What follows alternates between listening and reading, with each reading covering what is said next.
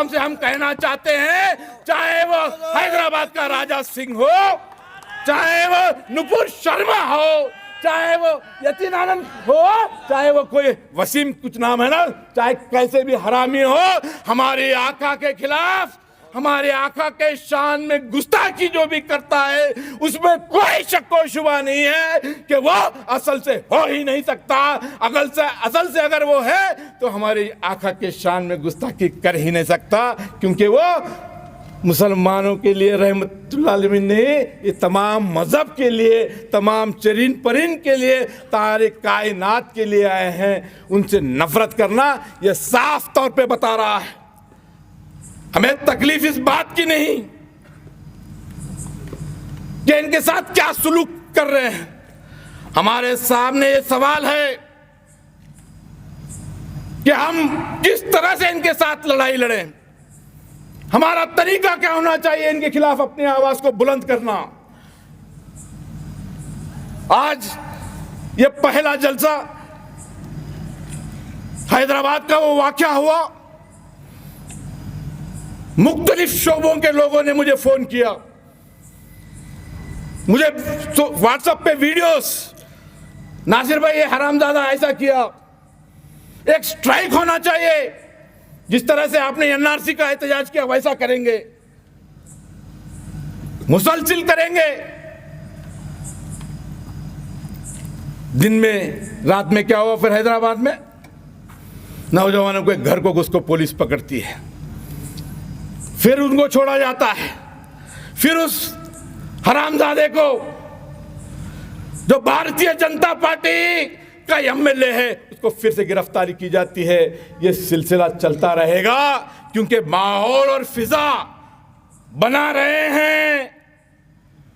बरसरे इक़्तिदार इस्लाम के दुश्मन हैं, हिंदुस्तान के अमन के दुश्मन हैं, हिंदू मुस्लिम इत्तेहाद के दुश्मन बरसरे इक़्तिदार बैठे हुए हैं। हम हिंदुस्तान के शहरी हैं, ता क़यामत तक हमको यहीं रहना है, यहीं रहेंगे, ये वतन हमारा है। मगर जब हम यहां पर हमारे नबी की शान कम होगी, इसको बर्दाश्त करके रहने का कोई मतलब नहीं है। हम अपने हक के लिए लड़ेंगे, हमारी शरीयत के लिए लड़ेंगे, हमारी शरीयत यहाँ पर महफूज रहे, हमारी शान यहाँ पर महफूज रहे। क्या बात है कि हम बर्दाश्त करो, हिकमत अमली से रहो। भाई प्रॉब्लम हो जाता प्रॉब्लम, एक काम करेंगे, हमें 10 लोग जाके मेमोरेंडम जाके देंगे, लोग जमा होंगे तो पसराबाजी हो सकती। मैं आपसे बोलता हूं, सियासत आसान नहीं है, सियासत को गाली बना चुके हो तुम। नौजवान को इस सियासत में आ रहा है, एक गाली बन चुकी है सियासत।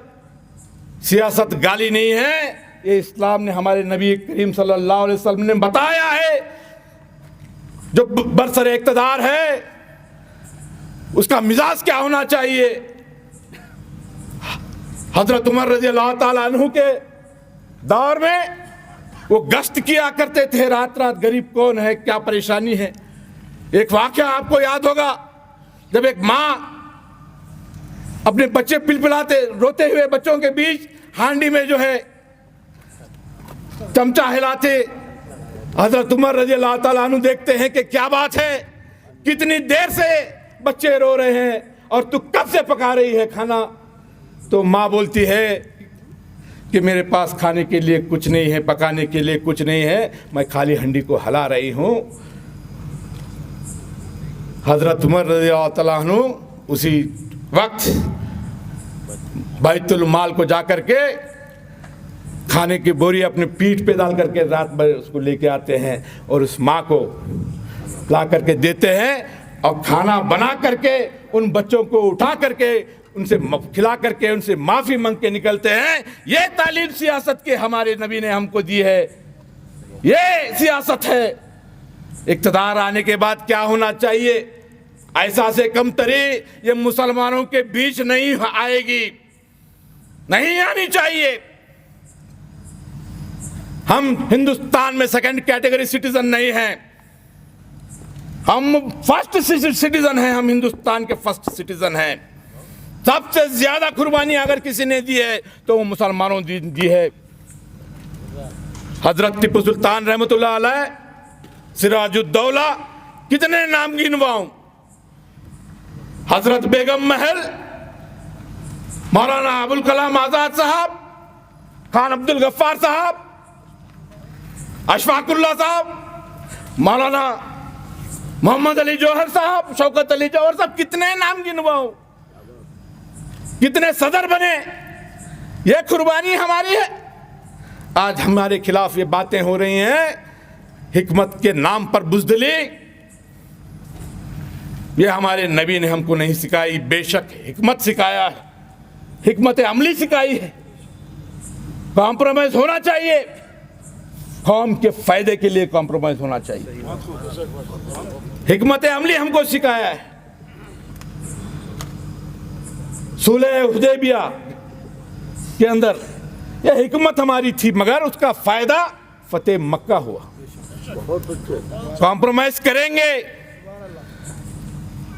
हमारे नबी ने हमको सिखाया कि हमारे पड़ोसी किसी भी मजहब का हो, आज हमारा पड़ोसी हमारा हिंदू भाई है। हम हमारे दलित भाई के साथ खड़े हुए हैं। आज हम हमारे पिछड़े हुए वर्ग के हमारे हिंदू भाइयों के साथ हम खड़े हैं। हम हमारे लिंगायत भाइयों के साथ हम खड़े हैं। तमाम मजहब के साथ हम मोहब्बत के साथ, खुलूस के साथ, दिल खोल करके उनके साथ जुट के खड़े हुए हैं। मगर आज मुसलसिल तौर पर इस्लाम को टारगेट किया जा रहा है, मुसलमानों को टारगेट किया जा रहा है। इन तमाम चीज़ों के बारे में एक राय अमल भी होना चाहिए, एक प्लानिंग होनी चाहिए। तमाम चीज़ें अपनी जगह, अज़मत मुस्तफ़ा सल्लल्लाहु अलैहि वसल्लम अपनी जगह, इसके साथ कोई खिलवाड़ होने ना पाए। जुर्रत कर रहे हो एक बार, दो बार, तीन बार, बार बार ना होने पाए। अपने ईमान को जिंदा रखो, अपनी आवाज को बुलंद करने का, अपने ख्यालात पेश करने का जबूरी अंदाज में, ये हुनर आप में आना चाहिए। क्यों नहीं आना चाहिए? केसेस फाइल कीजिए। बर्दाश्त नहीं। आज रेजोल्यूशन यहां पर प्रेजेंट किया जाए और पार्लियामेंट ऑफ इंडिया में एक कानून बनना चाहिए, एक कानून बनना चाहिए जिसमें पाबंद किया जाए कि कोई किसी रिलीजियस हेड्स को, प्रॉफिट को और खुसूसी तौर पर नबी करीम सल्लल्लाहु अलैहि वसल्लम की कोई गुस्ताखी करता है तो उसको ये नॉन बेलेबल केस होना चाहिए। वो कम से कम जो है 4-5 साल जेल के सलाखों में रहेगा, तो जब जाके रोकेगा।